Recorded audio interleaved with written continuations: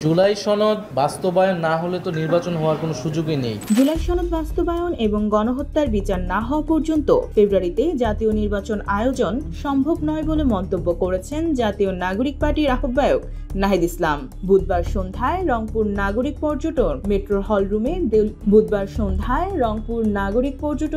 হলরুমে দলীয় নেতাকর্মীদের সঙ্গে মতবিনিময় শেষে তিনি এই মন্তব্য করেন।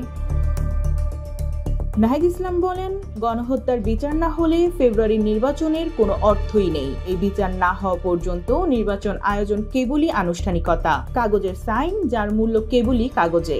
বাংলাদেশের ইতিহাসে আমরা দেখেছি 90-এর গণঅভ্যুত্থানের পর ত্রিদলীয় রূপরেখা শুধু ক্ষমতায় যাওয়ার পথ হিসেবে ব্যবহার করেছে।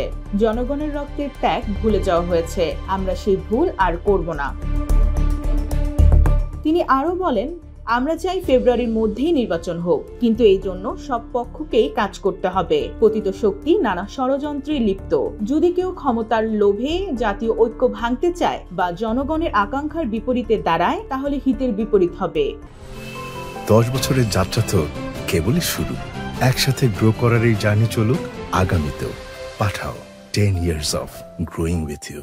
তারা সংসদ টিকিয়ে রাখতে পারবে না, জনগণের আস্থাও হারাবে। তাই সব রাজনৈতিক দলের প্রতি আহ্বান, সংস্কারের পক্ষে থাকুন। এবং যদি জনগণের যে ন্যূনতম আকাঙ্ক্ষা তৈরি হয়েছিল সংস্কার, বিচার, এই দাবিগুলোকে উপেক্ষা করে যদি নির্বাচনের দিকে যাওয়া হয়, সেটিও আসলে টেকসই হবে না। জুলাই সনদ প্রসঙ্গে তিনি বলেন, জুলাই সনদ শুধু একটি দলীয় প্রস্তাব নয়, এটি জনগণের মুক্তির দলিল। এর বাস্তবায়ন ছাড়া দেশের গণতন্ত্র পূর্ণতা পাবে না। আমরা শুনেছি ঐক্যমত কমিশনের পক্ষ থেকে জুলাই সনদ বাস্তবায়নের সুপারিশ দেওয়া হবে।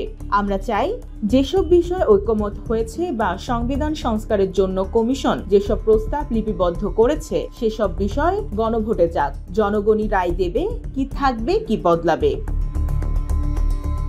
তিনি আরো যোগ করেন, সংস্কারের রূপরেখা জনগণের হাতে যাবে। তারাই সিদ্ধান্ত নেবে। গণভোট ছাড়া কোনো সনদ বাস্তবায়ন মানে জনগণের মতামত উপেক্ষা করা। নাহিদ ইসলাম বলেন, জুলাই সনদ বাস্তবায়নের রূপরেখা ঘোষণা করতে হবে প্রধান উপদেষ্টা ডক্টর মোহাম্মদ ইউনূসকে। গণভোটের মাধ্যমে জুলাই সনদ অনুমোদিত হবে এবং এই আদেশ জারি করবেন তিনি। সংস্কারের ভিত্তি হতে হবে জনগণের অংশগ্রহণ ও গণসম্মতিতে।